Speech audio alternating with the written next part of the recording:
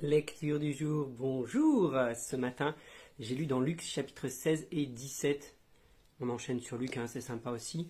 Et il y a toujours plein de choses, il y a vraiment beaucoup de choses. Je t'invite vraiment à les relire à chaque fois, Luc 16 et Luc 17. Et aussi à partager ces vidéos, comme je le dis régulièrement, si tu es béni au travers de ces vidéos, ne garde pas la bénédiction pour toi, partage.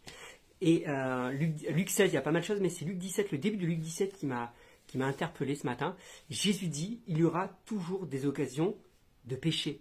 Il y aura toujours des occasions de tomber dans le péché. Ça, c'est déjà un premier verset intéressant.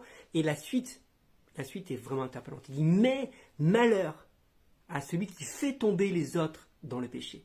À ce moment-là, il vaut mieux pour lui avoir une grosse pierre attachée à son cou et qu'il soit jeté au fond de l'océan. Alors, fais attention. Et je me dis, Jésus est très réaliste, d'accord.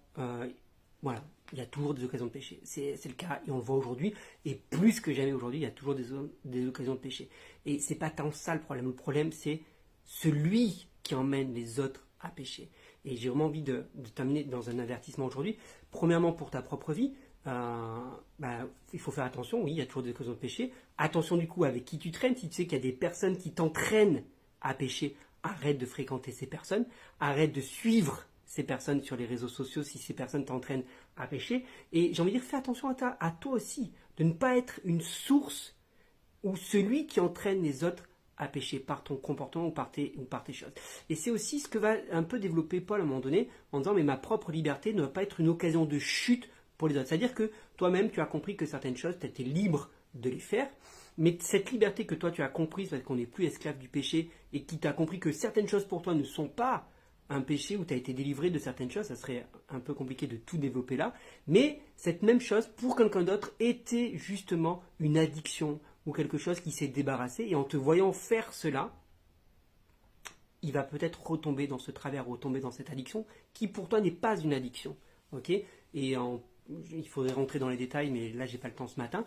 Et donc Jésus dit clairement, ne sois pas une source de tentation. Et Paul va développer en disant, mais si tu sais que ton frère, pour lui, cette chose-là est un problème, alors en sa présence, ne le fais pas. Ou quand tu es avec lui, ne le fais pas. Ou quand il te voit, ne le fais pas. Fais attention à ce que ton comportement ne soit pas une source de tentation, une source de chute, une occasion de chute pour ton prochain, pour celui qui est avec toi. Donc deux choses. Il y aura toujours des occasions de péché, donc fais attention à qui tu suis, à qui tu regardes, et que si ces personnes sont une occasion de péché, arrête de les suivre, mais toi-même, fais attention à ne pas être une occasion de chute pour ton prochain. Sois béni.